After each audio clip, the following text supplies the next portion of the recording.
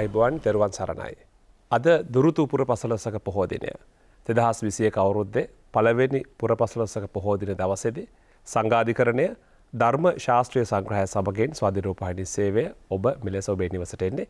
අපි අද සංඝාධිකරණයේදී වඩාත් කාලීන අභියෝගාත්මක ජීවිතයක් තුළදී ඉලක්ක ජයගන්නේ කොහොමද? එහා සම්බන්ධ අපි ජයග්‍රහණය කරා අපේ ජීවිත ගෙන යන්නේ කොහොමද කියන අරමුණ ඇතිව අභියෝග ජය ගැනීමේ අරමුණ පාදක කර ගනිමින් අතිගෞරවනීය මහා සංඝරත්නය සමග මේ කාරණා පිළිබඳ සාකච්ඡාවට සෝදානම්. වැඩම කර සිටින අපේ ගෞරවනීය ස්වාමින් වහන්සේලා පිළිගන්ටයි මගේ පළමු කොට සෝදානම ශ්‍රී ජයවර්ධනපුර විශ්වවිද්‍යාලයේ පාලි හා බෞද්ධ අධ්‍යනාංශයේ මහාචාර්ය වගේම බුරුම රාජ්‍යයෙන් ප්‍රදානය කළ ලද අග්ගමහා ග්‍රන්ථවාචක පඬිත දුරන්දර පූජ්‍යපාද අවසරයි මැදගම්පිඩි විජිතධම්ම ස්වාමින් වහන්සේ අපි නමස්කාර පූර්වකව අද පිළිගන්නවා සංඝාධිකරණ වැඩසටහනට අවසරයි අපේ හාමුදුරනේ. ඒ වගේම සංඝාධිකරණ වැඩසටහනට නිරන්තරව ධර්ම ශාස්ත්‍රීය සංග්‍රහය තුළදී අපව දහමින් දැනුමින් පෝෂණය කරන රජරට විශ්වවිද්‍යාලයේ සමාජ විද්‍යාව හා මානව ශාස්ත්‍ර පීඨයේ ජ්‍යෙෂ්ඨ කතිකාචාර්ය අවසරයි පූජ්‍යපාද ආචාර්ය ඔලගනවතේ චන්ද්‍රසිරි ස්වාමින් වහන්සේට අපි නමස්කාර පූර්වකව සංඝාධිකරණයට පිළිගන්න ලබන අවසරයි අපේ හාමුදුරනේ. අද අපි 2021 අවුරුද්ද අපි හාමුදුරනේ අවසරයි අපි පහුගිය අවුරුද්ද ගෙව්වෙත් බොහොම අභියෝගාත්මක අවුරුද්දක්. අපිට මාර්තු මාසෙ ඉඳලම ගෙවුණු අවුරුද්දෙත් අපි අභියෝග වලට මුහුණ දුන්නේ. පවුලක් විදියට වෙන්න පුළුවන්, නැත්නම් රැකියාව වෙන්න පුළුවන්, එදිනදා අපේ වැඩ කටයුතු වෙන්න පුළුවන්. අපි 2021ත් මේ විදිහටම අභියෝගාත්මක අවුරුද්දකට ඇවිල්ලා තිනවා. අභියෝග ජීවිතයට කොහොමද අපි මුහුණ දෙන්න ඕනේ? අභියෝග සහිත ජීවිතයක් කොහොමද අපි සාර්ථකත්වයට ගෙනියන්නේ? අවසරයි අපේ හාමුදුරනේ මම කැමති ආරම්භය පූජ්‍යපාද මැදකම්පිඩි විජිතධම්ම ස්වාමින් වහන්සේගෙන් විමසන්නට මේ අභියෝග සහ අභියෝග ජීවිතයට අපි කොහොමද මුහුණ දෙන්නේ කියන කාරණාවෙන්. තෙරුවන් සරණයි හැම දිනාටම. අද අපේ සංඝාධිකරණ ධර්මශාස්ත්‍රීය මණ්ඩපයේ සඳහා වැඩමවා වැඩ සිටින රජරට විශ්වවිද්‍යාලයේ ජ්‍යෙෂ්ඨ කතිකාචාර්ය අපේ අතිගෞරවනීය අවසරයි ආචාර්ය ඔලගන්වත්තේ චන්දසිරි නායක ස්වාමීන්ද්‍රයන් වහන්සේගෙන් අවසරයි මුළු ජීවිතයම අභියෝගයක්. ඒ අභියෝගයේ ජය ගැනීම තමයි අපේ මූලික කාර්යභාරය වෙන්න ඕන කියලා මම කල්පනා කරන්නේ. ඒ අභියෝග ජය ගන්න නම් අපිට ජීවිතය පිළිබඳ නිවැරදි දැක්මක් තියෙන්න ඕනේ. ඒ සඳහා සැලසුමක් අපි ඇති කරගෙන තියෙන්නත් ඕනේ. ඒ දැක්ම සහ සැලසුම තුල තමයි අපිට මූණ දෙන්න වෙන සියලු අභියෝග ජය ගන්න පුළුවන් වෙන්නේ. අපි මිනිස්සු හැටියට මූලිකව කල්පනාවේ තියාගන්න ඕන දෙයක් තමයි හැම වෙලාවෙම මම මිනිස්සෙක් කියන මේ කාරණය. මේ මනුෂ්‍යත්වයේ පිළිබඳව හැඟීමක් අපි තුල නැතිනම් අපිට මූණ දෙන්න වෙන අභියෝග ජය ගන්න බෑ කවදාවත්. අපි යන්ත්‍රයක් නෙමෙයි. අපි හැඟීම් දැනීම් තියෙන මිනිස්සු. අපි තනියෙන් නෙමෙයි ජීවත් වෙන්නේ. අපි ජීවත් වෙන්නේ විශාල පිරිසක් එක්කයි. එතකොට මේ විශාල පිරිසක් එක්ක එකට ගත කරන ජීවිතය කොයි විදිහට ගෙවිය යුතුයිද කියන එක අපි තුල පැවතිය යුතු මූලිකම අවබෝධයක්. හුඟක් අයට ඒ අවබෝධය නැහැ. රැකියාවක් කරනකොට ඒ රැකියාවට මූලිකත්වයේ දෙන්න ඕනේ තමයි. ඉගෙන ගන්නකොට ඒකට මූලිකත්වයේ දෙන්න ඕනේ තමයි. නමුත් ඒ සියල්ලට ඉහළින් තියෙන ඒ හැම දෙයකටම මුලින් තියෙන දේ තමයි මම මිනිසෙක් කියන කාරණය. බඩගින්න දැනෙන, වේදනාව දැනෙන, කායික මානසික පීඩා විඳින්න වෙන කෙනෙක් මම කියන එක අපි දන්නවා නම් අපිට සියල්ල දරා ගන්න පුළුවන්. අපිට ජීවිතයට එන මූලිකම අභියෝගය ජීවත් වීමේ අභියෝගයයි. එහිදී අපිට වර්ග දෙකක ගැටලු වලට මුහුණ දෙන්න සිද්ධ වෙනවා. එකක් තමයි අපේ මේ භෞතික කය සම්බන්ධ කරගෙන පැන නගින රෝග පීඩා ඇතුළු කොට ඇති ශාරීරික වේදනා. අනිත් පැත්තෙන් අපේ මනසට එල්ල වෙන සියලු මානසික ගැටලු මේ දෙකට අපි මුහුණ දිය යුතුමයි. මේ දෙක ජයගන්නේ නැතිව අපිට ජීවත් වෙන්න බෑ. මේ කය අපිට ඕන විදිහට පවතින්නෙත් නෑ.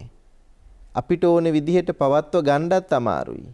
මේ කය නිවැරදිව පවත්වා ගන්න නම් ඒ සඳහා අවශ්‍ය කරන මාර්ගෝපදේශ දැනගෙන ඒ සඳහා අවශ්‍ය කරන ප්‍රතිපදාවන් සම්පූර්ණ කරගන්න ඕනේ.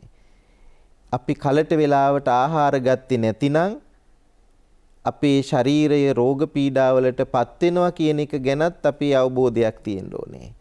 අපිට සමාජයෙන් එල්ල වෙන රැවුම්, ගෙරවුම්, බැනුම්, විවේචන, චෝදනා මේ සියල්ල අපි කොයි විදිහටද පරිපාලනය කරගන්න ඕනේ කියන හැඟීමකුත් අපි තුල තියෙන්න ඕනේ.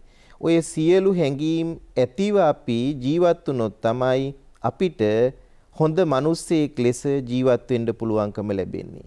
අනිත් පැත්තෙන් ආගමික පැවැත්ම කියන එක අපේ ජීවිතයට අවශ්‍යම දෙයක්.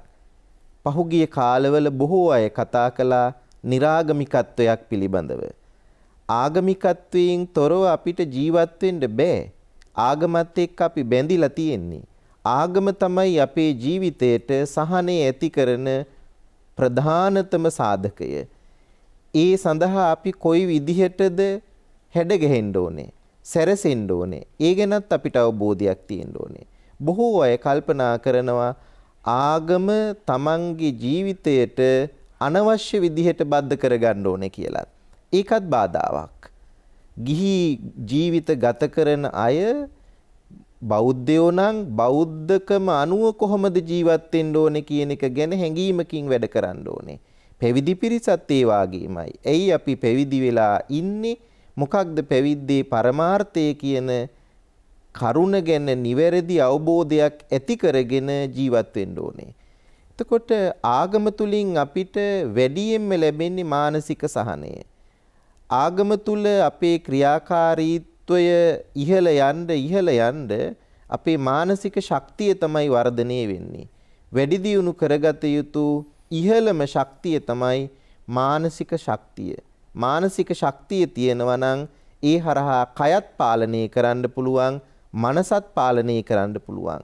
කය මනස දෙකම පාලනය කරගත්තොත් තමයි අපිට නිවැරදිව ජීවිත අභියෝග ජය ගන්න පුළුවන් වෙන්නේ කියලා මම කල්පනා කරනවා.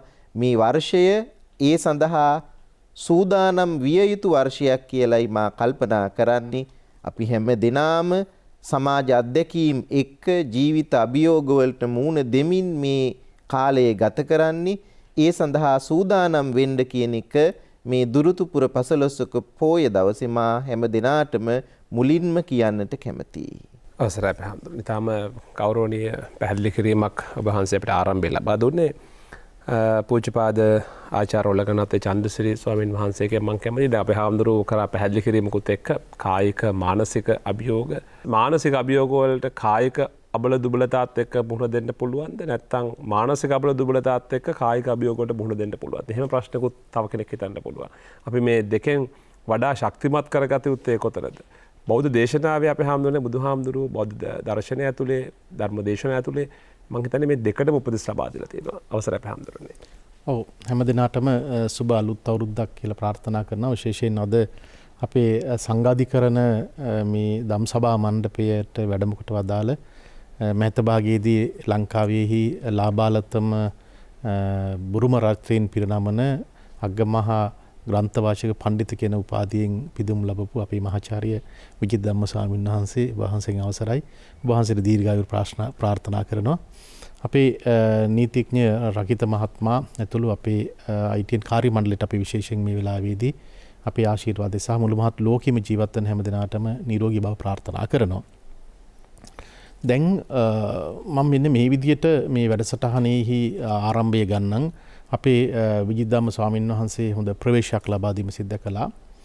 මිනිස්සු ලෝකයේ තුල මේ ජීවත් වෙනවා කියලා කියන එක ඒ කියන්නේ මේ ගත කරන හැම මොහොතක්ම අපිට අභියෝගයක්. අපි මේ විදිහට මේක එක පැත්තකින් බොහොම සරල විදිහට තේරුම් ගන්න අවශ්‍ය වෙනවා. දැන් සාමාන්‍ය ලෝකයේ තුල අපිට මිනිස්සු හම්බෙනකොට මිනිස්සු මරණයට හැර මොකද්ද මම කියන්නේ? මරණයට හැර අනිත් සියලුම දේවල් වලට ඊර්ෂ්‍යා කරනවා. මරණයට විතරයි සාමාන්‍ය පෘථග්ජන ලෝකයේ තුල මම මේක කියන්නේ ගිහි පැවිදි දෙපාර්ශ්වයට මොකද ඒක පාර්ශ්වයක් නෙමෙයි. ගිහි පැවිදි දෙපාර්ශ්වයටම මරණයට හැර අනිත් සියලුම දේවල් වලට ලෝකයේ ඉන්න මිනිස්සු ඊර්ෂ්‍යා කිරීම කරනවා. රකිත මහත්මයා මේ මෑතකදී මම මේ පොතක් කියවගෙන හිටියේ අර අජම් බ්‍රහ්ම සහඳුරුගේ පොතක්. ඒ පොතේ හරි අපූර්ව කාරණාවක් තිබුණා. යම් විදියකින් ඔබට ඔබේ ජීවිතයට මේ කුණු වෙනවා නම් කුණු කියලා කියන්නේ අපි බොහොම ගැරහීමට ලක් කරන ඒ වගේම අයින් කරලා දාන දෙයක්. හැබැයි ඔබ ගහක්. ඔබ ඔබේ ජීවිතය තුළ ඔබ ගහක්.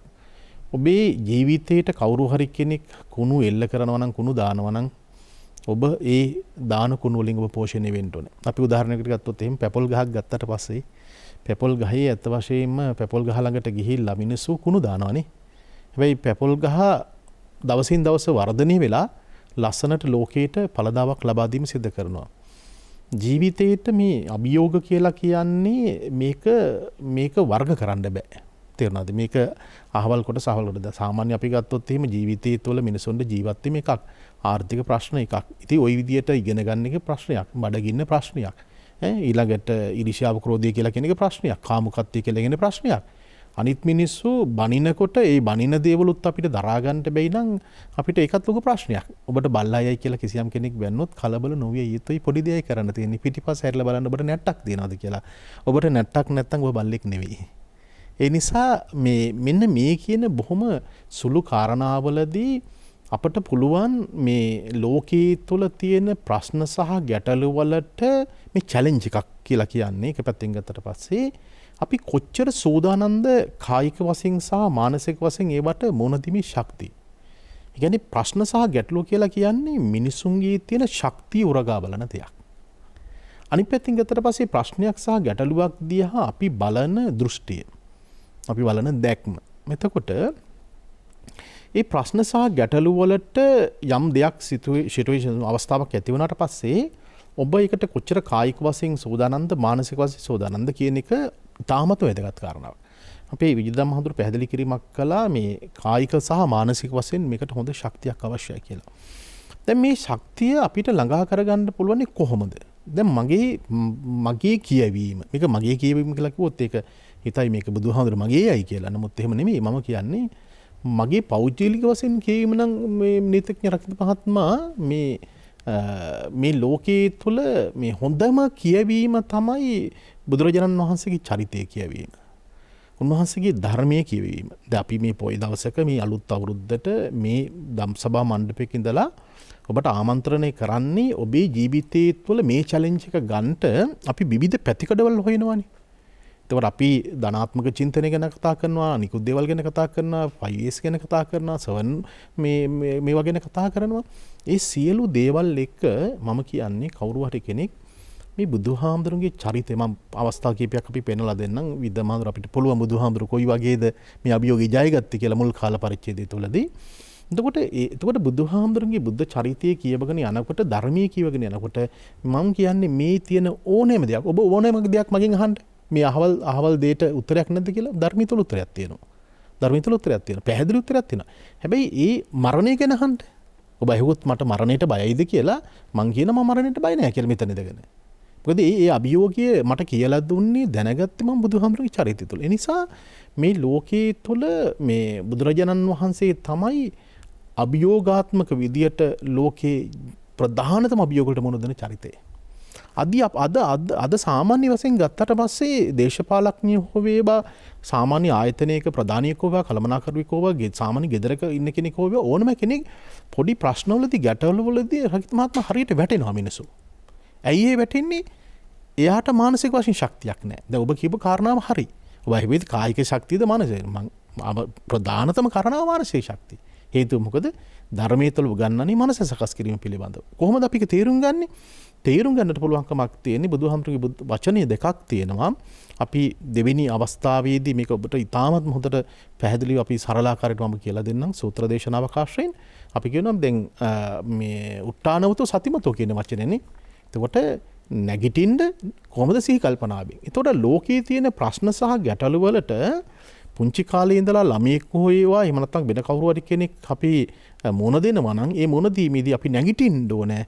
තේරුණාද? වීරිය තියෙන්න ඕනේ. හැබැයි හොඳ සිහි කල්පනාවෙන්. ඒ ප්‍රශ්නයක් ගැටලුවක් කොහොමද අපි निराකරණය කරගන්නේ කියලා කියන ක්‍රමවේදය අපි වඩාත් හොඳින් දැනගන්න ඕනේ. මම අවසාන වතාවට මේ පළවෙනි වටේදී ඔබට සඳහන් කරන්නම්. දැන් ගොඩාක් වෙලාවට අපි මේ කාරණාවන් බුදුරජාණන් වහන්සේගේ බුද්ධ චරිතය සහ ධර්මය ආශ්‍රය කරගෙන සාකච්ඡා කරන නිසා දැන් බුදුහාමුදුරුව තමයි ඇත්ත වශයෙන්ම සංසාරයේ තුළ මේ මිනිස්සු ඉපදී මැරි යන ප්‍රශ්නය මේක ලොකු අභියෝගයක්නේ. මොකද ඉපදිච්ච දවසේ ඉඳලම මිනිසුන්ට මේ ප්‍රශ්න සහ ගැටලු කියන දේවල් මැරෙනකම තියෙනවා. ඉපදීමත් පැවැත්මත් මරණයත් අතර ප්‍රශ්න පත්‍රයක්මයි තියෙන්නේ. අපි හැමදාම කියන්නේ මිනිස්සු මේ අර නිතරම බොහොම පොදු දෙයක් කියන්නේ මේ කියන්නේ මේ ජීවන මණ්ඩලය අපි එක චරිතනේ. ඒකේ චරිතෙන් රඟපානවා. එක අවස්ථාවන් තියෙනවා. එතකොට මේ ඉපදීමත් පැවැත්මත් මරණයත් අතර තියෙන මෙන්න මේ සංසිද්ධිය ඊ타ත්ම හොඳින් තේරුම් ගන්න තමයි බුදුහාමුදුරන්ට තිබිච්ච මූලික දර්ශනීය තිබුණේ. මොනක අභියෝගී තිබුණා. උන්වහන්සේක තේරුම් ගත්තා. ප්‍රශ්නේ තියෙන්නේ ඒ වගේ මහා ගැඹුරු දර්ශනයක්, ඒ අභියෝගාත්මක දෙයක් ඒක බුදුහාමුදුරන්ගේ චරිතයට වෙන්න පුළුවන්. සමාජය තුළ සාමාන්‍ය ජීවිතයක් ගත කරන කෙනෙක් වෙන්න පුළුවන්. ඒ දර්ශනය ඒ කියන දේ සමාජගත කරන්න ගියපුවාම ඇති වෙන අභියෝගය. අපි එහෙම ගමුකෝ බලන්න. ඒ අභියෝගය කොච්චර අභියෝගයක්ද? කොහොමද බුදුහාමුදුරුවෝ උත්තර දුන්නේ? ඒක ප්‍රායෝගික වශයෙන් අපට අපේ ජීවිතය තුළ සම්බන්ධ කරගන්නට පුළුවන්කමක් තියෙන නිසා මේ සාකච්ඡාව ඉවරනකන් මම කියන්නේ නරඹන්න අපිට ජීවිතය පිළිබඳව මේ අවුරුද්ද පුරාවටම ජීවිතය ගොඩනගන්න. මේ අවුරුද්ද විතරක් නෙවෙයි මේ වැඩසටහන අපි කියන්නේ මේ අවුරුද්දට කියලානේ. නමුත් මුළු ජීවිත කාලය පුරාම ලැබෙන හැම තප්පරයක් මොහොතක් පාසාම ඒ ජීවිතයට කොහොමද අපි අභියෝගාත්මක විදිහට මුණ දෙන්නේ කියන මේ මූලික හරය සාකච්ඡාව අපිට මෙතනදී කරන්න පුළුවන්. මට විරාමයට කලින් තව ප්‍රශ්නයක් තියෙනවා අපේ හැමදෙරෝනේ. දැන් ප්‍රශ්න වලට හොඳ සිහි කල්පනාවෙන් මුහුණ දෙන්න ඕනේ. අපි මේක ගිහියන්ට අදාළ කාරණාව ප්‍රශ්න අමතක කරනවා. අපි කතාවට කියනවා ගෙදර තියෙන ප්‍රශ්න වලට අම්මලට නැත්නම් බිරින්දෑවරුන්ට ප්‍රශ්න අමතක කරන්න ගියොත් එහෙම පෞල් ජීවිතේ කඩා වැටෙනවා. හැබැයි පිරිම් පාර්ශ්වවලට චෝදනාවක් තියෙනවා ප්‍රශ්න අමතක කරන්නට. මත් වතුර වෙන්න පුළුවන්, වෙන යම් දෙයක් වෙන්න පුළුවන්. ටිකක් සිහි කල්පනාවෙන් එහා තැනකට ගිහිලා ප්‍රශ්න අමතක කරන්න උත්සාහ කරනවා කියලා. අභියෝග වල ප්‍රශ්න අමතක කළා, අභියෝග අමතක කළා ජීවිතේ ජය ගන්න පුළුවන්ද? ඇත්ත වශයෙන්ම එහෙම මිනිස්සු මේකෙන් ප්‍රශ්න තියෙන්නේ දැන් අපි ප්‍රශ්න සහ ගැටලු වලට මිනිස්සු මුණ දුන්නට පස්සේ ඊට පස්සේ මිනිස්සු හොයනවා කල්පනා කරන ඇත්ත වශයෙන්ම මේ තමයි කියන්නේ తాවකාලික වශයෙන් මේකෙන් කොහොමද මිදෙන්නේ කියලා. දැන් මිනිස්සු දැන් අපි මත්පැන් හෝ වෙන දෙයකට මිනිසුන්ගේ ජීවිතය තුළ පෙළඹීමක් තියෙනවා නම් එහෙම නැත්නම් ගෙදරින් පැනලා යනවා නම් එහෙම නැත්නම් වෙන තැනකට යනවා අඩුම තරමින් අපි හිතමුකෝ සීදී වෙනසා ගන්නවා කියලා. මිනිස්සු ඒකත් තෝරගන්නවානේ ප්‍රශ්න වලට මුණ දෙන්න බැරි ප්‍රශ්නයක් විදියට.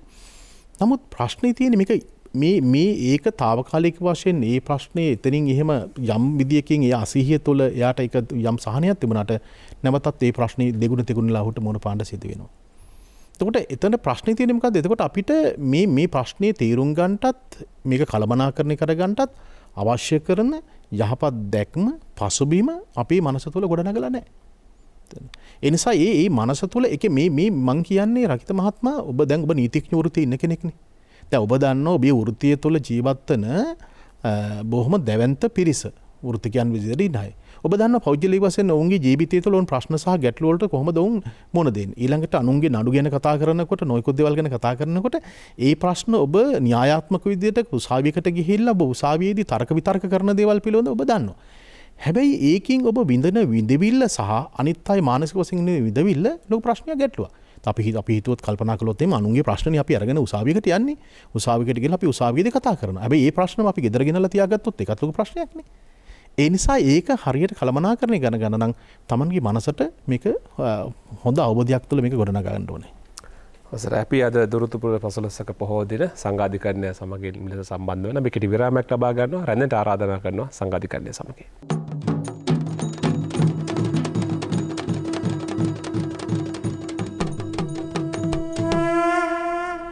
ඔබ යළිත් සංඝාධිකරණය සමගින් අපි අද සංඝාධිකරණයේදී ශ්‍රී ජයවර්ධනපුර විශ්වවිද්‍යාලයේ පාලි හා බෞද්ධ අධ්‍යනාංශයේ මහාචාර්ය පූජ්‍යපාද මැදගම්පිඩි විජිත ධම්ම ස්වාමින් වහන්සේ එවැගේම රජරට විශ්වවිද්‍යාලයේ සමාජ විද්‍යාව සහ මානව ශාස්ත්‍ර පීඨයේ ජ්‍යෙෂ්ඨ කතිකාචාර්ය පූජ්‍යපාද ආචාර්ය ඔලගන්වත්තේ චන්දසිරි ස්වාමින් වහන්සේගේ වැඩමවීමෙන් අපි ඉලක්ක අභියෝග සහ යහපත් හෙට දවසක් කෙරෙහි කොහොමද අපේ ජීවිත හැඩගස්වා ගන්න කියන කාරණාවයි සාකච්ඡා කරමින් ඉන්නේ. අපි හැමදෙරෝනේ විරාමයට පෙර නැත්නම් අපි පළවෙනි වටේදී අපිට ඔබ වහන්සේලා බහුව කාරණා දැනුවත් කළා. හැබැයි එතනදී කියුණා අපි මේ කාරණා සූත්‍ර දේශනා ඇසුරෙන් අපි ඉදිරියේදී පැහැදිලි කරන්න සූදානම් කියන කාරණාව. ලෞතර අමාමෑණී සම්මා සම්බුදුරජාණන් වහන්සේටත් අපි හැමදෙරෝනේ බෞද්ධ දර්ශනය බුද්ධ ආගම ඉන්දියාව සහ ඉන්හාට ප්‍රචලිත කිරීමේදී සමාජය දැනුවත් කිරීමේදී නිවන අවබෝධ කිරීමේදී මහා අභියෝග ගණනාවකට මුහුණ දෙන්න සිදුණු බව අපි අහලා තියෙනවා අපි කියවලා තියෙනවා. මම කැමති බෞද්ධ දර්ශනයෙන්ම නැත්නම් අපේ අමාමෑණී සම්මා සම්බුදුරජාණන් වහන්සේගේ මේ අත්දැකීමුත් එක්ක අභියෝගවලට මුහුණ දීම වඩා ප්‍රායෝගික තලයෙන් ඒ අභියෝග ජයග්‍රහණය කිරීම කොහොමද බෞද්ධ දර්ශනය කියවෙන්නේ සූත්‍ර දේශනාවල කියවෙන්නේ කියන දේ දෙවෙනි වටේ දැන කියා ගන්නට. බුදුහාමුදුරුවෝ තරම් අපිට තමන්ගේ ජීවිතයෙන් ආදර්ශයේ සපයලා තියෙන වෙනත් ශාස්ත්‍රූවරයෙක් හොයාගන්න පුළුවන්කමක් නැහැ. උන්වහන්සේගේ මුළු ජීවිතයම අභියෝගවලට ලබාගත් පිළිතුරක් හැටියට තමයි අපිට කියවලා බලන්න පුළුවන්. අපේ ඔලගංවත්තේ චන්දසිරි නායක හාමුදුරුවෝ පැහැදිලි කළා බුදුහාමුදුරුවන්ගේ චරිතයෙන් අපේ ජීවිතවලට ලබා ගන්න පුළුවන් ආලෝකය අපමණයි කියලා. බුදුහාමුදුරුවෝ බුද්ධත්වයට පත්වෙන්න කල්පනා කිරීමම එක්තරා ආකාරයක අභියෝගයක්. අපි බෞද්ධ සාහිත්‍ය අනුව කියවලා තියෙන්නේ දසමරුන් පරදවල තමයි බුදුහාමුදුරුවෝ බෝසත්වරයෙක් හැටියට බුද්ධත්වය අවබෝධ කරගත්තේ කියලා. බුද්ධත්වය අවබෝධ කරගත්ත තැන ඉඳලම උන්වහන්සේගේ ජීවිතය තුළ අභියෝග තමයි නිරන්තරයෙන්ම එල්ල වුණේ. මූලිකවම තමන් අවබෝධ කරගත්ත ධර්මය අනික් අයට කියලා දෙන්න හිතනකොටම බුදුහාමුදුරුවන්ට අභියෝගයක් ආවා කාටද මම මේ ධර්මය කියලා දෙන්නේ. එතනදී කල්පනා කරලා බැලුවේ පහසුවෙන් වටහා ගත හැකි පිරිසක් ඉන්නවද මේ ධර්මය? මේ ධර්මයේ ගැඹුරුයි, මේ ධර්මයේ නිපුණයි, හැමෝටම අවබෝධ කරගන්න බෑ. හැමෝම හිතන පරිද්දෙන් නෙමෙයි මේ ධර්මයේ තේරුම් ගන්න ඕනේ. ඒ සඳහා කාවද තෝරගන්නේ? අභියෝගයක්. ඒ අභියෝගයට බුදුහාමුදුරුවෝ මූණ දීලා නිවැරදි පිරිස තෝරගෙන ධර්මයේ දේශනා කළා. ඒ ධර්මයේ දේශනා කරනකොට ඒක අහන්න ආපු අය බුදුහාමුදුරන්ගේ ශ්‍රාවකයෝ වුණා. වැඩි වැඩියෙන් බුද්ධ ශ්‍රාවකයෝ බිහි වුණා.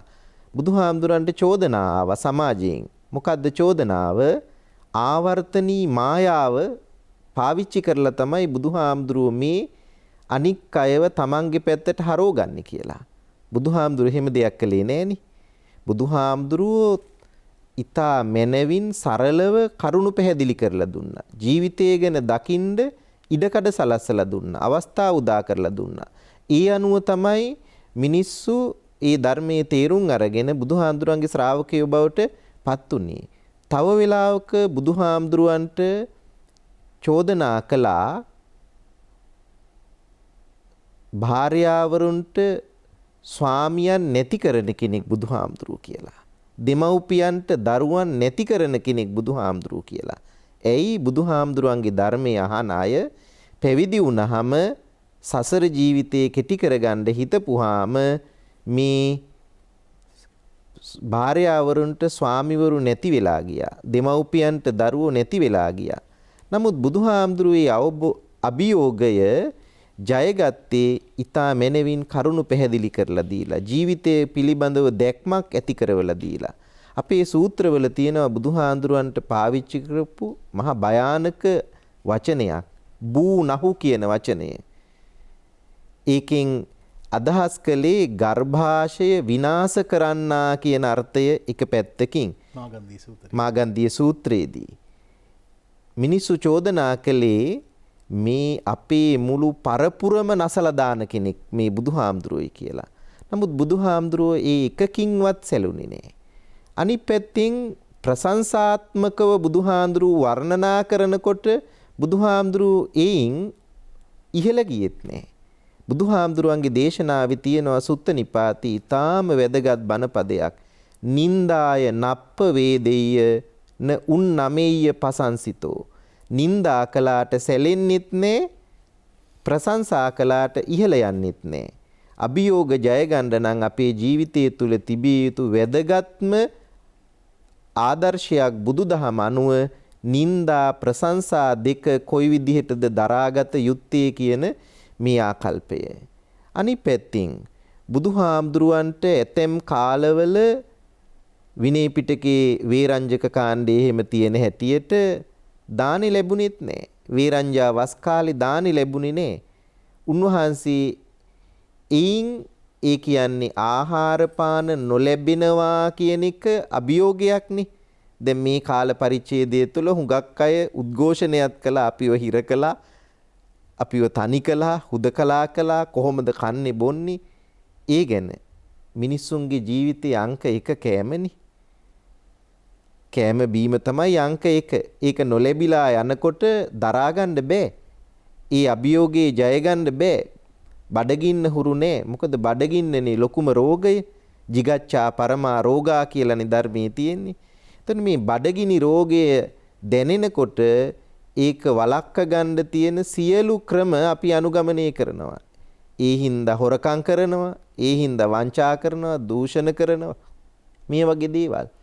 එතකොට මේ සමාජය තුළ අපිට දකින්න පුළුවන් ඒ වගේ දේවල්. බුදුහාමුදුරුවෝ ජීවත් වෙච්ච සමාජයේ තුලින් බුදුහාමුදුරුවන්ට නැගිච්ච එල්ල වෙච්ච ඒ ආහාර පාන නොලැබී යාම ප්‍රදාන කරගත්ත සියලු අභියෝගත් බුදුහාමුදුරුවෝ උන්වහන්සේගේ චරිතය තුල ජයගෙන තියෙනවා. මේ බුද්ධ චරිතයේ ආදර්ශ තමයි අපි අපේ ජීවිතවලට එකතු කරගන්න ඕනේ, අපේ ජීවිත හදාගන්න කියලායි මම කල්පනා කරන්නේ. ඒ පැහැදිලි කිරීමත් සමග මම කැමති අපේ ඔලකඩාතේ චන්ද්‍රසිරි ස්වාමීන් වහන්සේට ඔබවන්න. දැන් අපේ මහාචාර්ය ස්වාමීන් වහන්සේගේ පැහැදිලි කිරීමේදී බුදුහාමුදුරුවෝ කොහොමද මේ අභියෝග වලට මුහුණ දුන්නේ කියලා දේ. තව ටිකක් එහාට මේ කාරණා පැහැදිලි කරොත් අපි එදිනදා ජීවිතයේ අපි දකින දේවල් වලට පුවා බෞද්ධ දර්ශන තුළ බෞද්ධ දේශනා තුළ ඒ වගේම පැහැදිලි කිරීම කළා අපේ හාමුදුරුවනේ. මම මේ වඩාත් මගේ ජීවිතය තුළ මං කියවපු හොඳ සූත්‍රයක් තියෙනවා. මං හිතන්නේ ඒ සූත්‍රය දැන් අපේ අලුත් විෂයක් තියෙනවානේ, විශ්වවිද්‍යාලවලත් උගන්වනකොට ගැටුම් කළමනාකරණය කියලා එකක් තියෙනවානේ. ඒ ගැටුම් කියලා කියන්නේ ඇත්ත වශයෙන්ම අභියෝගාත්මක දෙයක්. ඒ සූත්‍ර දේශනාව මම මේ වරින් වර මේ අවස්ථා ගණනාවකදීම අපේ මේ මහාචාර්ය ස්වාමීන් වහන්සේටත් විටින් විට දුරකථනයේ මතක් කරපු අවස්ථා තියෙනවා. නේද? එහෙමයි නේද? ඔව්. ඒ හේතුව මොකද මේ උන්වහන්සේත් ඒ සූත්‍රය මතක් කරපුවාම අවස්ථා ගණනාවකදීම මේ මට ප්‍රශංසා කළා. මමත් මගේ ජීවිතය තුළ මේ කියපු කාරණාවන් එක්ක මම ගොඩක් දේවල් හිතුව කල්පනා කළා. ඇත්තද බොරුවද දන්නේ නැහැ. ඇත්ත. ඒ නිසා මේ මම ඔබට ආරාධනා කරන ඇත්ත වශයෙන්ම මේ සූත්‍ර දේශනාව තමයි සුන්දරි කියන සූත්‍ර දේශනාව. අපේ ත්‍රිපිටකයේ තියෙන සුන්දරි දේශනාව, සූත්‍ර දේශනාව, මේ සුන්දරි සූත්‍ර දේශනාවේ තියෙන කාරණාවන් හොඳට විග්‍රහ කරලා බලනකොට රකිත් මහත්මයා මේ අභියෝගාත්මක දෙයකදී දැන් මේක දවස් ගණනාවක් තිස්සේ කතා කරන්න මාතෘකාවක් නෙවෙයි, බොහොම විනාඩි ගණනාවක් ඇතුළත කතා කරන්නේ. ඒ ප්‍රශ්නේදී තියෙනවා කොහොමද මේ බුදුහාමුදුරු ශ්‍රේෂ්ඨ නායකයෙක් විදියට මේ ප්‍රශ්නයකට බැරෑරුම්ම ප්‍රශ්නයකට කොහොමද මුහුණ දුන්නේ කියන ගැටලුව. දැන් එතකොට අපි දන්නවා මේ බුද්ධ චරිතය මම පොඩ්ඩක් මුලට ගියපුවාම බුදුහාමුදුරන්ට Tamanගේ ධර්මයේ සොයාගෙන යනකොට අපි දැක්කේ දස මාරයන් පිළිබඳව තමයි අපි කතා කරන්නේ. ඊට පස්සේ තණ්හාරති රංගා කියලා කියන මේ මාර දූරු පිළිබඳව අපි කතා කරනවා, සාකච්ඡා කරනවා. මේ ලෝකයේ තුල උත්තම පරමාර්ථයකට යම් සත්‍ය වැඩ පිළිවෙලක් ක්‍රියාත්මක කරන්න යන ඕනම කෙනෙකුට මාරයෝ ඉන්නවා. අපි සාමාන්‍යයෙන් කියන්නේ අපිට ගල් ගහනකොට අපි ඒ ගල් වලින් ආපෝසරයක් වුණ්ඩ ගහනවට වඩා ඒ ගල් අරගෙන අපි ලස්සන ගයක් හදාගන්න පුළුවන් නම් අපි තමයි දිනු අපේ ජීවිතය තුළ. ඒක තමයි දිනුම. ඒ නිසා මේ බුදුහාමුදුරන්ට මුල්ම කාල පරිච්ඡේදය තුළදී උන්වහන්සේගේ තිබිච්චි යහපත් ගුණාංග සහ අනිකුත් දේවල් නිසා සමාජය තුළ බොහොම ප්‍රචලිත චරිත බවට පත් වුණා. දැන් මේ ප්‍රචලිත චරිත බවට පත් වෙනකොට අපි දන්නවා මේ පරිබ්‍රාජක පිරිසට උන්ට ලැබිච්ච වරප්‍රසාද නොයිකුත් දේවල් අඩු වෙලා යන්න ගියා. දැන් ඒක අපි ගත්තොත් අපේ රටේ වෙන්නේ නැද්ද? අපි බොහොම ජනප්‍රියට හාමුදුරු කෙනෙක් බණ කියනවා. උන්වහන්සේට සමහර හාමුදුරු ඊර්ෂ්‍යයි. ඊට පස්සේ උන්වහන්සේගේ තියෙන ඊට පස්සේ තව කවුරු හරි කෙනෙක් තව Tamanගේ දැනුගත්කම් ප්‍රදර්ශනය කරනවා. ඒකට ඊර්ෂ්‍යයි. ඒකනේ ඇත්ත කතාව. ඊළඟට අනිත් එක අපි ගත්තොත් එහෙම වෙන කවුරු හරි කෙනෙක් අපි හිතමු චිත්‍රපට නළුවෙක් කියලා. එහෙම නැත්නම් වෙන වෘත්තිකයෙක් කියලා කියමුකෝ. එහෙම නැත්නම් අපි ප්‍රසිද්ධ දේශපාලඥයෙක් කියමුකෝ. ඒ විතරක් නෙවෙයි අපි හිතමු මාධ්‍ය ආයතනයක් විදියට මේ ITN එක ඉතාමත්ම ඉහළට එනකොට මේකට ඕන තරම් මිනිස්සු ගල් මුල් සහ අනිකුත් දේවල් ප්‍රහාර එල්ල කරන්න ඕන තරම් ඉන්නවා. ඒක තමයි සාමාන්‍ය ස්වභාවයේ තත්ත්වය. අපි කොහොමද ඒකට මොන දෙන්නේ? දැන් අර බුදුහාමුදුරුවන්ට තමන්ගේ කීර්තිකෝසාව හැමතැනම පැතිරෙනකොට පරිබ්‍රාජකයෝ නොයෙකුත් දේවල් උන්ට ලැබුණේ නැහැ. මිනිසුන්ගේ අවධානය උන් නිති යොමුන්නේ නැහැ. ඒ නිසා අර මිනිස්සෙක් නැගිටිනකොට ඒ නැගිටින දේ මොන ක්‍රමයකට හරි වටන්න අපි කියන්නේ වනේ. කකුලින් අදින්න අපි සාමාන්‍යයෙන් කකුලින් අදින්න කියලා. ඒ කකුලින් අදින්න මොන ක්‍රමයකට හරි උත්සාහ කිරීමක් කරනවා. ඒක බොහොම සනාතන ධර්මතාවක් කියලා පේනවා. මොකද බුදුහාමුදුරුවෝ කාලෙත් ඒ විදිහටම තිබුණා. ඒක අද 100,000 ගුණයකින් වැඩිපුර තියෙනවා. මොකද හේතුව මේක එදාට වඩා අද පෘථජ්ජන මිනිස්සුන්ගේ තියෙන ස්වභාවයේ தත්ත්වයේ සියලු දේවල් සිතුම් පෙතුම් ගොඩක් දේවල් වෙනස්ලා ගිහිල්ලා. දැන් මොකද උනේ පරිබ්‍රාජකයෝ කල්පනා කළා මේ වැඩේ හරියන්නේ නැහැ. දැන් අපිට තියෙන තැන නැති වෙලා බුදුහාමුදුරන්ට තැන එනවා. මිනිස්සු එතෙන් එක්කහුව වෙනවා. ඒ නිසා මේක මොන ක්‍රමයකට හරි මේක මේ වටන්න ඕන. අපි දාට සාමාන්‍යයෙන් කියන්නේ ඉස්සල්ලාම මිනිසුන්ගේ ජීවිතේට අපි මේ යම් යම් දේවල් විවේචන නොයෙකුත් දේවල් කරනවා ඊට පස්සේ ඒකට හරියන්නේ නැහැ. එයා රියැක්ෂන් එකක් දෙන්නේ නැහැ. ඊට පස්සේ තව නිന്ദා අපහාස සහ නොයෙකුත් දේවල් කරනවා. ඒකටත් ප්‍රතිචාර දක්වන්නේ නැහැ. අන්තිමයට කරන්නේ මොකද කරන්නේ? යාළු වෙලා ගිහිල්ලා මේ කටයුතු වෙනම නැත්නම් අන්තිමට කරන්නේ යාළු වෙලා ගිහිල්ලා විනාශ කිරීම කරනවා. එහෙම ප්‍රශ්නයක් නේ තියෙන්නේ. එතකොට බුදුහාමුදුරන්ට ඒ වෙලාවේදී පරිබ්‍රාජකයෝ කරපු දේ තමයි ඔබ දන්නවා කවුරුත් මේක බොහොම සුළු කාරණාවක් විතර සැලකන. නමුත් මම මේකේ මතු කරන්න ඕන කාරණාවක් තියෙනවා. ඒ පරම්පරාවේ හිටපු සුන්දරී කියන පරිබ්‍රාජිකාව. එයා බොහොම ලස්සන කාන්තාවක්. ගෑණියක් තමයි උපයෝග කරගත්තේ බුදුහාමුදුරන්ට සහ භික්ෂුන් වහන්සේලාට ශාසනයේට ප්‍රධානතම අභියෝගාත්මක දෙයක් ඉදිරිපත් කරන්නට. සුන්දරීට කියවා සුන්දරී දැන් වැඩේ එනකොට හරියන්නේ නැහැ.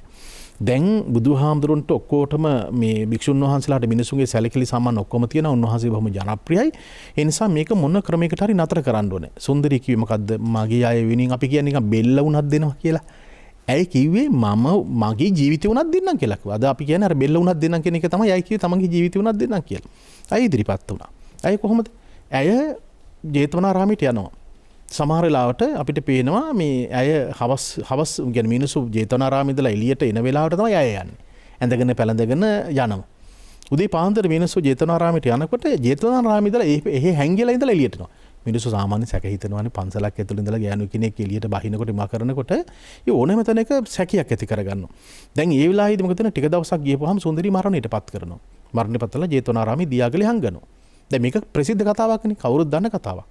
හැබැයි එතනින් තමයි ඒ තීරණාත්මක අභියෝගාත්මක ප්‍රශ්නයකට බුදුහාමුදුරු මුණ දෙන්නේ කොහොමද කියන එක තියෙන්නේ. දැන් මේ වෙලාවේදී භික්ෂුන් වහන්සේලා මේ පිණ්ඩපාත චාරිකාරු නිරත වෙනවා. පරිබ්‍රාජකෝ ගිහිලා කොසල් රජතුමාට කිව්වා රජතුමනි අපේ පරම්පරාවේ හිටපු ලස්සනම යනු ළමයා. එයා නෑ දැන් අතුරුදහන් මිසින්. දැන් මේ වැඩිපුර කොහෙටද ගියේ කියලා අහනවා. එතකොට කියනවා මේ ජේතවනාරාමයට ගියේ කියලා. ගිහිලා පරීක්ෂා කරන්න කියලා කිව්වා. දැන් ගිහිල්ලා මොකද කරන්නේ? වටේ ගිහිල්ලා හොයලා බලලා අර දියාගලින් මලමිනිය ගොඩට ගත්තා. ඔබ හිතන්නකෝ දැන් මේ ප්‍රශ්නේ කියලා කියන්නේ මිනිස්සෙක් සීදී නිසා ගන්න ඕන ප්‍රශ්නයක් මේක. තේරෙනවද? සමාවෙන්න බාධා කරනවට අද කාලේ වගේ වුණා නම් සමාජ මාධ්‍ය වලින් වරදකරු හොයලා දනුවම් දීලත් ඉවරයි අපේ. ඒ විතරක් නෙමෙයි Facebook වල live දෙයි මේකට සටහන. මෙහෙමයි කියලා. මම මේ කියන්නේ කියේ දැන් මේ මලමිනිය අරගෙන එළියේ තියලා ඉවරලා ඊට පස්සේ මොකද මේ ජේතවනාරාමේ ගේට්ටුව ඉදිරිපිට තියාගෙන දොරටුව ඉදිරිපිට තියාගෙන බුදුහාමුදුරන්ගේ භික්ෂුන් වහන්සේලාට දෝෂාරෝපණය කරන්න පටන් ගත්තා. මෙන්න බුදුහාමුදුරන්ගේ හැටි ස්වභාවය. මෙන්න වසන් කරගෙන තමන්ගේ ජීවිතේ ලෝකයට හොඳයයි කියලා කියාගෙන ඔක්කොම දේවල් කරගෙන මේ බුදුහාමුදුර කරන වැඩ කියලා අර මලමිනි අරගෙන හන්දියක් ගානේ තිබ්බා. අදත් සමහරලාට සමහර දේශපාලඥයන් ඔය වගේ දෙයක් සිද්ධියක් වුණාම තමන්ගේ වාසියට අර මලමිනියක් අරගෙන හතර වටේ ඇවිදින අවස්ථා අපි දැක්කනේ පහුගිය කාල පරිච්ඡේදය තුල. දැන් එතකොට බලන්න දැන් බුදුහාමුදුර ජේතවනාරාමේ වැඩ ඉන්නවා. භික්ෂුන් වහන්සේලාට එතකොට දානි ලැබෙන්නේ නැහැ. තේරෙනවද? එතකොට භික්ෂුන් වහන්සේලා මේ පිණ්ඩපාත චාරිකාව නිරත වුණාම භික්ෂුන් වහන්සේලාට දැඩි ලෙස දෝෂාරෝපණය කරන්න පටන් ගත්ත මිනිස්සු තව එනවද මිනි මරලා දූෂණය කරලා ඔක්කොම දේවල් කරලා මේ පිණ්ඩපාති ගන්න එනවද? නොඒක අපවාද නින්දා. ඔබ හිතන්න කොච්චර නින්දාවක් අපවාදද? දැන් කොහොමද දැන් ඔබ හිතන්නකෝ දැන් ඔබට හිම ප්‍රශ්නයක් ආවනම් දැන් රකිත මහතා කොහොමද මොන දෙන්නේ? ඔබට මොන දෙන්න බෑනේ. මට මේ ප්‍රශ්නෙට මොන දෙන්න එහෙම දෙයක් වුණා නම් කොහොමද මම මොන දෙන්නේ? හැබැයි මම මොන දෙනවා. හේතුව මොකද මම මොන දෙන්නේ මම මේ කියවිවක් කරලා තියෙන නිසා. ඒ වෙලාවේදී භික්ෂුන් වහන්සේලා බුදුරජාණන් වහන්සේට ඇවිල්ලා සඳහන් කරන ස්වාමීනි අපිට මේ නගරේ යන්න බෑ. අපි මෙතනින් අයින් වෙලා යමු. රකිත මහත්මයා මේ ප්‍රශ්නයකට මේ පලා යෑම නෙමෙයි මේ ජීවිතය අභියෝගය කියලා කියන්නේ. අපි ගිහියෝ පැවිදිහෝ දේශපාලනම කවුරු මොන වෘත්තියක කෙනෙක් හිටියත් අපි ඒ අභියෝගයට මුහුණ දෙන්න ඕනේ. හැබැයි මේ අභියෝගයට මුහුණ දීමේ ශක්තිය කොහොමද තියෙන්නේ? බුදුරජාණන් වහන්සේ දේශනා කරපු වටිනා වචනයක් තියෙනවා. ඒ වචනේ තමයි භික්ෂුන් වහන්සේ සඳහන් කළා මහණෙනි නසෝ බික්කවේ සද්දෝ චිරම් භවිසති. ඔය සද්දය සතියකට වඩා වැඩි කාලයක් පවතින්නේ බොහොම කෙටි කාලයයි තියෙන්නේ. ඒ නිසා නිශ්ශබ්ද විඳ කියලා කිව්වා. මේ මගේ වෙලාව වැඩිද දන්නේ නැහැ. අර මේ කුරුල්ලෙක් ඉන්නවා මේ ඒ කුරුල්ලා පියාඹාගෙන යන්න හදනවා. හැබැයි අමෝරාගෙන වහිනවා.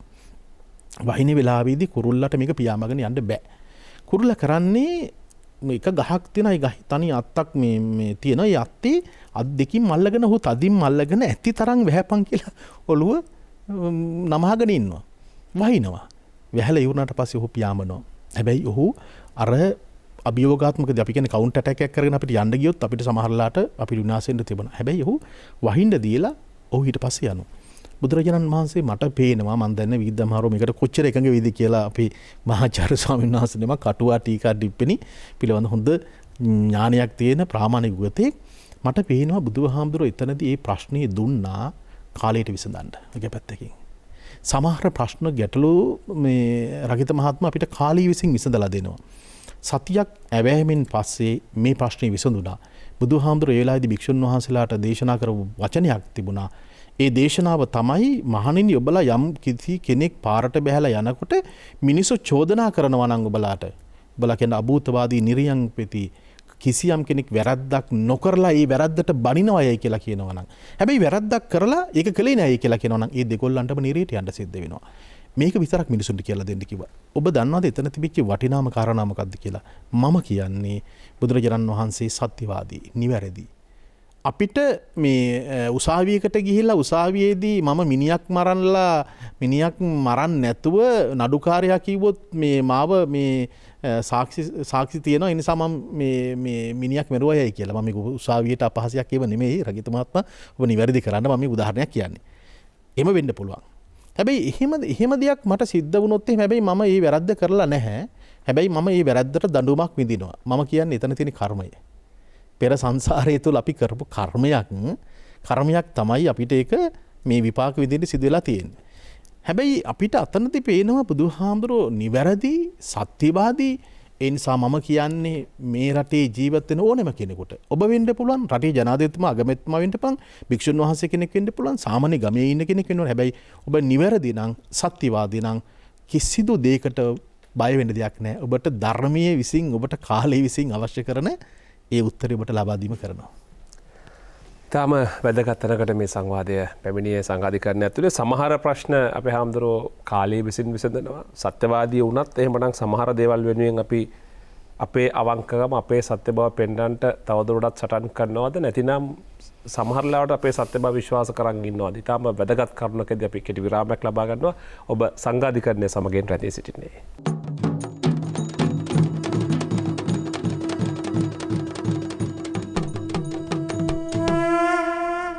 ඔබ යළිත් දුරුතුපුර පසළොස්වක පොහෝ දින සංඝාධිකරණයේ වැඩසටහන සමගින් සම්බන්ධ වන්නේ. අපි අද සංඝාධිකරණයේදී පූජ්‍යපාද මහාචාර්ය මැදකම්පිටි විචිදාම ස්වාමින් වහන්සේ අග්ගමහා ගාන්තවාචක පඬිත අපේ ස්වාමින් වහන්සේගේ වැඩමවීමෙන් ඒ වගේම පූජ්‍යපාද ආචාර්ය ඕලකනාත චන්දසිරි ස්වාමින් වහන්සේගේ වැඩමවීමෙන් ඉතාම වැදගත් කාරණා ගණනාවක් අපි සාකච්ඡා කරා. විරාමයට පෙර අපි ඉතාම වැදගත් තැනකින් අපි විරාමය ලබා ගත්තේ. මම කැමතියි මහාචාර්ය මැදකම්පිටි විජිතදාම ස්වාමින් වහන්සේගෙන් විමසන්න. දැන් අපේ ඔලගන්නත්තේ නායක ස්වාමින් වහන්සේ පැවසූ කාරණාව සමහර ප්‍රශ්න අපේ හාමුදුරනේ කාලය විසින් විසඳනවා කිව්වා. එහෙමනම් අපි ඇත්ත දැනගෙන හිටියත් අපි නිවැරදි වුණත් අපි අපේ නිවැරදිකම වෙනුවෙන් පෙනී නොසිටිය යුතු අවස්ථාත් එහෙමනම් තියෙන්න පුළුවන් කියන කාරණාවක් මගේ හිතට දැනෙච්ච කාරණාව. අපේ හාමුදුරනේ මම කැමතියි මේ සමහර ප්‍රශ්න කාලය විසින් විසඳනවාද අපි නිවැරදි වුණත් අපි ඇත්තටම මේ දෙයට අපි වැරදිකාරයෝ නොවුනත් අපි සමහර අවස්ථාවේදී කාලය ඉඩ දීමේ වැදගත්කම කොහේද ඔබ වහන්සේ දකින්න කියන දේත් එක්ක. පැරණි ඉන්දියානු සාහිත්‍යයේ කියමනක් තියෙනවා. අදත් ඒක ඉන්දියාව තුළ ඉතාම ජනප්‍රියයි. සත්‍යමේව ජයතේ කියන මේ ප්‍රකාශනයේ එයින් කියවෙන්නේ සත්‍යයම තමයි ජයගන්නේ. එයම වෙනත් විදිහකින් සාහිත්‍යය තුළ කියනවා සත්‍යං ජයති නා නෘතම් කියලා. සත්‍යයයි ජයගන්නේ බොරුව ජයගන්නේ නැහැ කියලා. ඒ නිසා සත්‍යවාදීව අපි ගැන ආත්ම විශ්වාසයෙන් ක්‍රියා කරනවා නම් ප්‍රශ්න වලින් අපිට ජය ගන්න පුළුවන්. ඒ නිසා තමයි මේ සුන්දරී පරිබ්‍රාජිකාව පිළිබඳ සිද්ධියේදී බුදුහාමුදුරුවෝ සත්‍යය ජය ගන්නට අවස්ථාව ඉඩකඩ සලසලා කාලයට මේ ප්‍රශ්නේ විසඳන්න ඉඩකඩ දුන්නේ. බුදුහාමුදුරුවෝ ඍජුව මැදුහැතුනේ නැහැ. ඒ වගේම සිද්ධියක් තමයි විනය පිටකේ කෝසම්බක්ඛන්දකේ තියෙන කොසඹෑ නුවර ഘോഷිතාරාමේ ධර්මදර විනයදර භික්ෂූන් අතර ඇතිවෙච්ච මේ විනය පිළිබඳව ප්‍රශ්නය.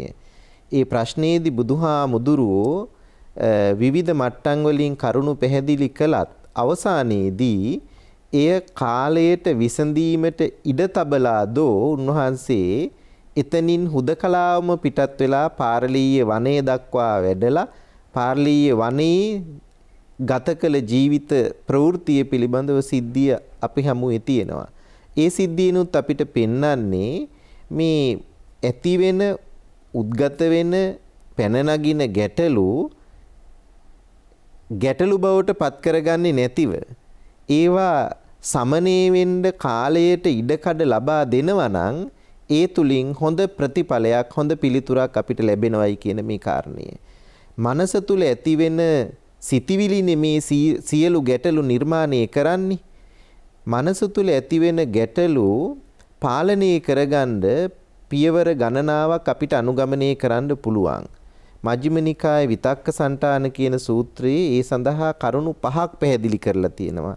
ඊන් තුන්වෙනි කාරණය තමයි මේ හිත ඇතුලේ හිතවිලිත් එක්ක මතුවෙන ප්‍රශ්නය ගැටලුව නොසලකා හරින එක. ඒ ගැන අවධානය නොතබන එක. අපේ මූලික ගතිය මිනිස්සු හැටියට ප්‍රශ්නයක් අභියෝගයක් ගැටලුවක් ආපුහම ඒ මත්තෙම නැහෙන එක. ඒක එක්කම ජීවත් වෙන එක. එතකොට අඬනවා, වැළපෙනවා, කඳුළු නගනවා, තමන්ගේ ශරීරයට තමන්ම හිරිහැර කරගන්නවා. කෙලවර තමයි සියදිවි හානිය. මේ ප්‍රශ්නය අමතක කරලා දාන්න කියන උපදේශයක් බුදුහාමුදුරුවෝ අපිට දීලා තියෙනවා. අසති අමනසිකාරෝ ආපජ්ජිතබ්බෝ කියලයි ඒ ගැන අපේ රකිත මහත්මයා බුදුහාමුදුරුවෝ අපිට උගන්වපු වචනේ. ඊන් කියන්නේ දැන් අපිට ඇති වුණොත් ස්වාමි භාර්යාවරු අතර ප්‍රශ්නයක් ඇති වුණොත් ස්වාමියට පුළුවන් වෙන්න ඕනේ ඒ ප්‍රශ්නය මග ඇරලා ඉන්න සීමිත කාලයකට. දැන් මේ ඊයේ පෙරේදා අපි දැක්කා ඉතා කනගාටුදායක වීඩියෝ එකක් නැන්දම්මා ලේලිය පිළිබඳව තියෙන මේ සාම්ප්‍රදායික ගැටලුව සමාජයේ එළියට ආපු අවස්ථාවක්. ඇත්තටම අපිට ඒ වගේ අවස්ථා එමටයි ජීවිතේ මුණ දෙන්න.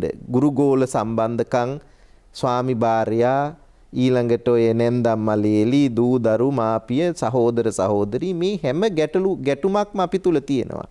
මේවා අපි තුල ඇති වෙනකොට අපි ඒක හිතෙන් ටිකක් ඈතට තල්ලු කරලා තියලා කාලයට ඒවා විසඳෙන්න ඉඩ දෙන්න ඕනේ. හැබැයි නිකන් නෙමෙයි. ඒ සඳහා උපක්‍රම අපි මානසිකව ගොඩනගා ගන්න ඕනේ. කාලයට ඉඩ දෙන්නත් ඕනේ. මනස ඇතුලේ ඒ සඳහා අපි සූදානමක් ඇති කරගන්නත් ඕනේ. ඒ එක සූදානමක් තමයි ඉවසීම කියන එක.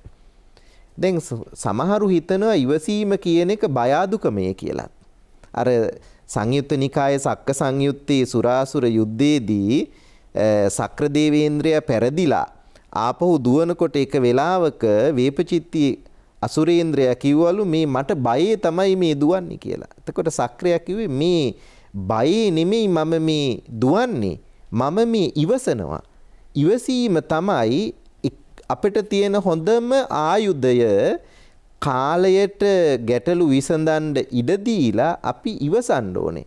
ඒ ඉවසීම එක පැත්තකින් දරා ගැනීමනේ. මානසිකව දරා ගන්න පුළුවන් වෙන්න ඕනේ අපිට. අද අපේ සමාජයේ තියෙන බරපතලම ප්‍රශ්නයක් අපේ නීතිඥතුමා ඉවස ගන්න බැරි ගතිය, දරා ගන්න බැරි ගතිය. දරුවන්ට අධ්‍යාපනයෙන් හුරු කරවන්නේ දරා ගැනීමේ ශක්තිය. විවාහ වෙන අයට විවාහ ජීවිතය දරාගත යුත්තේ කොහොමද කියලා අපි කියලා දෙන්නේ නැහැ. ශිෂ්‍යයාට ඒ සඳහා අත්දැකීමක් නැහැ. ගුරුවරුන්ටත් නැහැ ඒ සඳහා අත්දැකීම. පහුගිය දවසකත් අපි දැක්කා ගුරුවරියක් කරලා තියෙන ක්‍රියාවක් පිළිබඳව ඉවසගන්න බෑ යාට ජීවිතය තුල. අපි හඳුන පරාජය දරා ගන්නත් බෑ පරාජය ඉවස ගන්නත් බෑ. දෙකම ජය පරාජය දෙකම ඉවසන්න ඕනේ අපි. සැප දුක දෙකම ඉවසන්න ඕනේ, දරා ගන්න ඕනේ. නිന്ദා ප්‍රශංසා දෙකම දරා ගන්න ඕනේ. කාලයට ප්‍රශ්න විසඳන්න ඉඩ දෙනවා කියන්නේ අපි තුල දරා ගැනීමේ ශක්තිය වැඩි කරගන්නවයි කියන එකයි. ඉවසීමේ ශක්තිය වැඩි කරගන්නවා කියන එකයි. ඒ නිසා ඒක තමයි අපි හුරු වෙන්න ඕනේ දේ මේ ජීවිතය තුල. අවසරයි අපි හඳුනන්නේ. ජේෂ්ඨ කතිකාචාර්ය පූජ්‍යපාද ආචාර්ය ඔලකරනාථ චන්ද්‍රසිරි ස්වාමීන් වහන්සේගෙන් දැන් එතකොට අපිට මතක් වෙන අපේ හඳුනන්නේ අටලෝ දහම ගැනත් එක පැත්තකින්. අනෙක් පැත්තෙන් අපිට හිතෙනවා මේ හැමදේම කාලයට දීලා ඉඳත් ඕනද කියලා හිතෙන්න පුළුවන් තව කෙනෙකුට. ඒ නිසා මම අපිට අවසන් මිනිත්තු කිහිපයක් අපිට ඇදීසෙත් අපිට මිනිත්තු 5-6ක විතර කාලයක් තව තිබෙනවා. ඔබ වහන්සේට අවසරයි මේක ගැන පැහැදිලි කරන්නට. මම කියන්නෙත් රාගිත මහත්මයා මර බුද්ධ චරිතය හොඳට කියවපුවාම මම නම් දැන් ගොඩක් වෙලාවට මේ ප්‍රශ්නයක් ආපුවම මට මගේ ජීවිතේට මම මේ කොහෙවත් ගැන හිතන්නේ කල්පනා කරන්නේ. මම මේ අහවල් දාර්ශනික මම හිතන්නේම මේ බුදුහාමුදුරන්ගේ චරිතයම තමයි. අපි හිතුවොත් මෙහෙම දැන් බුදුරජාණන් වහන්සේට ඕන තරම් මේ වැඳුම් පිදුම් සහ නොයෙකුත් දේවල් ලැබුණා. ඕන තරම් මේ රාජභෝජන සහ මේ ඒ අවශ්‍ය දේවල් ලැබුණානේ. එතකොට තවත් අවස්ථාවකදී තථාගතයන් වහන්සේට මේ යවාහාර වලින් තමන්ගේ ජීවිතය ගත කරන්න සිද්ධ වුණා. සමහර වෙලාවට මේ භික්ෂුන් උන්වහන්සේම ගොඩනගපු සංඝ සංස්ථාව තුළින් විවිධ අභියෝගාත්මක දේවල් ඇති වුණා. දේවදත්ත ගැන හිතන්නකෝ. දේවදත්ත මොන තරම් ඒ කියන්නේ අපි මෙහෙම එකක් හිතන්නත් ඕන. රකින්න මහත්මයා අපි කියනවානේ සමහරවිට අපි මේවා මටමයි වෙන්නේ, අපිටමයි වෙන්නේ, මෙච්චර හොඳට ඉන්න මටමයි වෙන්නේ, මෙච්චර සාධාරණව මටමයි ඉන්නේ කියලා. එහෙම හිතුවට අර ධර්මයේ තුල තියෙන මේ කර්ම සංකල්පේ මොදට කියවලා තියෙනවා නම් ওই ගොඩාක් ප්‍රශ්න වලට අපිට උත්තරයක් මනසින් සකස් කරගන්න පුළුවන්. දැන් බුදුවරයෙක් විදියට හිටපු තථාගතයන් වහන්සේට දැන් දේවදත්ත ජන්මාන්තර වෛරක්කාරයෙක් විදියට ආවනේ. එතකොට අජාසත් මේ තමන්ගේ පියාට මහා වෛරක්කාරයෙක් විදියට කටයුතු කළා. එතකොට දැන් බුදුරජාණන් වහන්සේ අඟුලිමාල වගේ අය দমনය කිරීමකට ලක් කළා. එතකොට විවිධාකාර චෝදනා නින්දා අපහාස කරපු සියලු දෙනාටම බුදුරජාණන් වහන්සේ බොහොම සාර්ථක විදියට ඒවට උත්තර ලබා දීම සිද්ධ කළා. දැන් උදාහරණයක් විදිහට ගත්තොත් එහෙම අපිට පේනවා විනය පිටකේ බේසජ්ජක්ඛන්ද කොටස එහෙම කියවනකොට දැන් ජීවක වෙද මහත්තයා බුදුහාමුදුරන්ට බෙහෙත් කරනවානේ. ඒතර වාපිත්සෙම් කිපීම නිසා ඇතිවිච්චි කායික රෝගකාරක තත්යන්ට මේ බෙහෙත් කිරීමක් කරනවා. දැන් එතකොට අපි සාමාන්‍යයෙන් දැන් ලෙඩක් හැදුනහම දැන් ඔබම දන්නවා දැන් ඔබේ ගෙදරින් ආච්චි හෝ සීයට පොඩි ලෙඩක් හැදුනහම නැන්දමට හරි මාමට හරි කණ යමාරුවක් හරි බෙල්ලම අවුරුදු 80ක් පැනලා වයස. එතකොට ඕක ගැන කොච්චරවත් කියව ඉන්නවා. මිනිස්සු සාමාන්‍යයෙන් එහෙමනේ කරන්නේ ලෙඩක් හැදුනහම එහෙම කරනවා.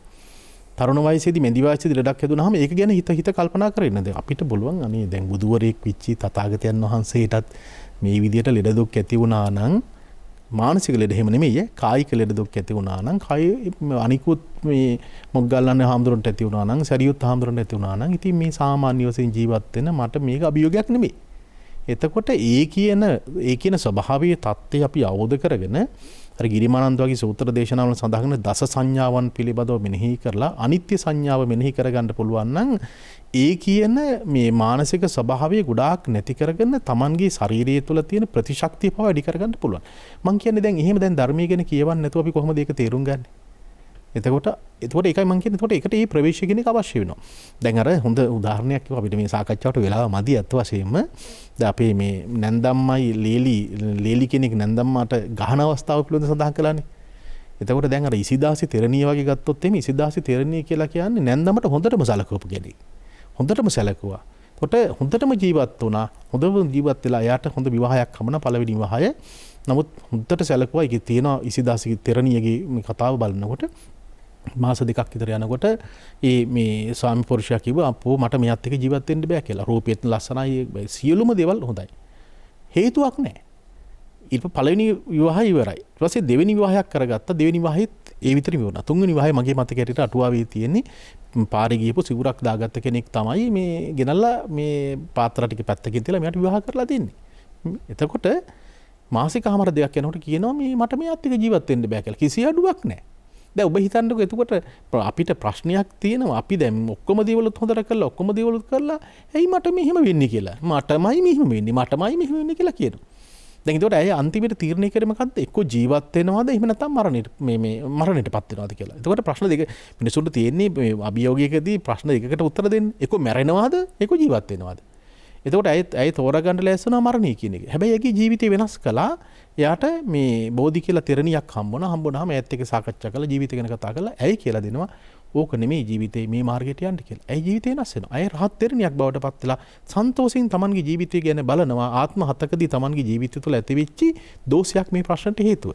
මම කියන්නේ අන්න මේ වගේ කර්ම සංකල්පයක්වත් අපේ ජීවිතේට අපි දැනගෙන ඉන්නවා නම් වෙනස් වෙනවා යයි කියලා කියන ධර්මතාව අනිත්‍යයි කියලා කියන සංකල්පය අපේ මනස තුළ ගොඩනගන්න පුළුවන් නම් මේ ඕනෑම අභියෝගයකට මුහුණ දෙන්න පුළුවන්. මම හිතනවා ඔබටත් ඒ ශක්තියම ලැබෙන්න කියලා මුළු මහත් ලෝකීන් අයට මේ ශක්තිය ලැබෙන්න කියලා ප්‍රාර්ථනා කරනවා. අපේ හඳුන්නේ ගඟක් වුණත් නිකන් ගලනවට වඩා ගල්පර අතරින් ගැලුවොත් තමයි බලනයටත් ලස්සන කියලා අපි කියන්නේ. දියැලක් වුණත් හැදෙන්නේ ටිකක් උසකින් පහළට වැටෙනකොට තමයි. ඒ නිසා ජීවිතය කියන්නේ අභියෝග වලට මුහුණ දීමක්. අපේ ස්වාමීන් වහන්සේ දෙනමගේම පැහැදිලි කිරීමත් එක්ක අභියෝග වලට මුහුණ දෙමින් අභියෝග වලින් පලා යන්නේ නැතුව මේ ජීවිතේ වඩා යහපත් කරගන්නේ කොහොමද කියන දෙයි අපි 2021 අවුරුද්දේ පළවෙනි පුරපසළොස්වක පොහෝ දින දුරුතු පුරපසළොස්වක පොහෝ දින සංඝාධිකරණයෙන් ඔබ වෙත ගෙනාවේ. ඉතාම ගෞරවනීය නමස්කාරපූර්ව ස්තුතියි අද දුරුතු පුරපසළොස්වක පොහෝ දින සංඝාධිකරණ වැඩම කිරීම වෙනුවෙන් ශ්‍රී ජයවර්ධනපුර විශ්වවිද්‍යාලයේ පාලි හා බෞද්ධ අධ්‍යනාංශයේ මහාචාර්ය අග්ගමහා ග්‍රන්ථවාචක පණ්ඩිත අවසරයි පූජ්‍යපාද මෙදකම්පිටියේ විජිතධම්ම ස්වාමින් වහන්සේට අපි නමස්කාරපූර්වක ස්තුති පුද කරන අපේ හාමුදුරුවනේ තාම වැදගත් පැහැදිලි කිරීමක් වෙනුවෙන් ඔබ වහන්සේ අද සංඝාධිකරණ වැඩම කළා. ඒ වගේම රජරට විශ්වවිද්‍යාලයේ සමාජ විද්‍යාව හා මානව ශාස්ත්‍ර පීඨයේ ජ්‍යෙෂ්ඨ කතිකාචාර්ය අවසරයි පූජ්‍යපාද ආචාර්ය ඔලකඩවතේ චන්දසිරි ස්වාමින් වහන්සේ හැමදාමත් කාර්යබහුල වැඩ කටයුතු අතරේ අපේ ආරාධනය පිළිගෙන අපව වඩා යහපත් වූ දැනුමින් පෝෂණය කිරීම සඳහා ඔබ වහන්සේ වැඩම කරා. නමස්කාර පූර්වක අපි ස්වාමීන් වහන්සේට අපගේ ගෞරවනීය ස්තුතිය ගෞරව සම්ප්‍රයුක්ත ස්තුතිය ශීර්ෂ ප්‍රණාමයෙන් පුද කරනවා. හොඳයි අපි මේ සමගින්ම අද සංඝාධිකරණය අවසන් කරන්න සූදානම් වන්නේ විශේෂයෙන් මේ කාරණා සියල්ල සමග වඩා යහපත් වූ හෙට දවසක් කෙරෙහි ඔබගේ තිබෙන අභියෝග ජයග්‍රහණය කරන්න හැකියාව ලැබෙන ධෛර්ය සම්පන්නව මේ කටයුතු වලට මුහුණ දීමට හැකි සුබ වසරක් සුබ අනාගතයක් හෙට දවසක් ප්‍රාර්ථනා කරමින් අපි අද ඔබෙන් සමු ගන්නවා. ආයුබෝවන්.